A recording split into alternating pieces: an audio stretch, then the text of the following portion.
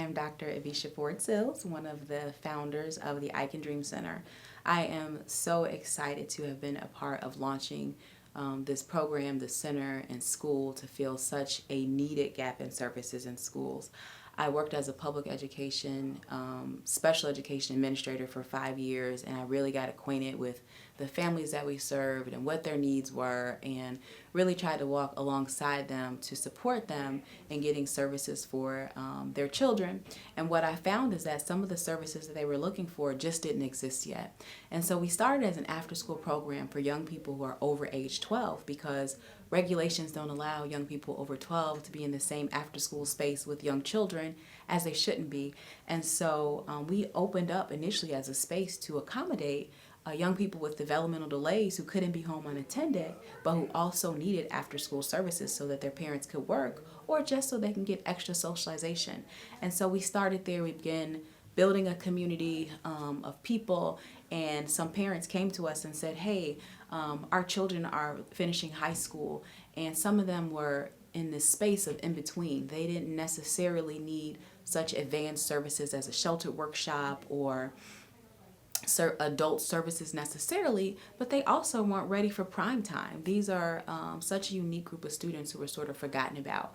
Students with what we call higher incidence disabilities whose potential was mostly unrealized. And so we were able to take the group of students who needed those services after high school and began to provide them with community-based employment opportunities in a supported way, and teach them how to adult 101, how to buy cars, how to look for apartments, all these things that we sort of assume that young people will gain the competencies for naturally, and our students just needed a little bit of extra help to do that.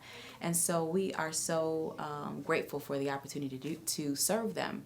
We also have a niche for a different group of students who haven't necessarily been successful in a traditional high school setting for a lot of reasons.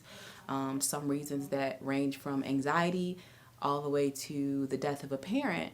And so we've been able to really feel a program that's so near and dear to my heart is our credit recovery program, because I know oftentimes students end up dropping out of high school or going to attempt to complete the GED, but they're not able to.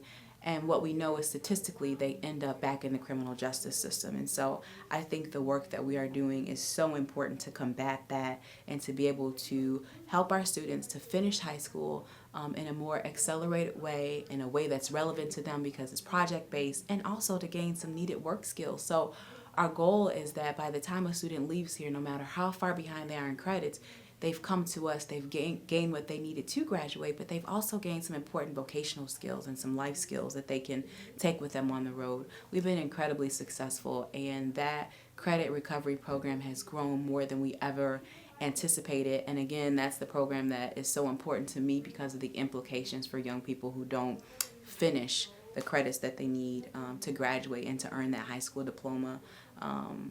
Some students and families that feel like family to me have come through that program, and it's just been a blessing to serve them. The next horizon for us is behavioral health services. So we are in the process of getting credentialed to provide board certified behavioral health services and analysis to offer in the school system, to offer in the home. And I am so excited about that, because oftentimes our families, especially in our after school program, have to wait for a while to get those services. I know there are several school districts that have been looking to fill that gap and they're not able to. And so we are really looking forward to, in the next year, being able to support those efforts and to just begin to think about how we can support the whole student right in the space where they are. So we are blessed, we're fortunate, we're excited, and we look forward to serving many more students while staying true to our model of a very small student-teacher ratio.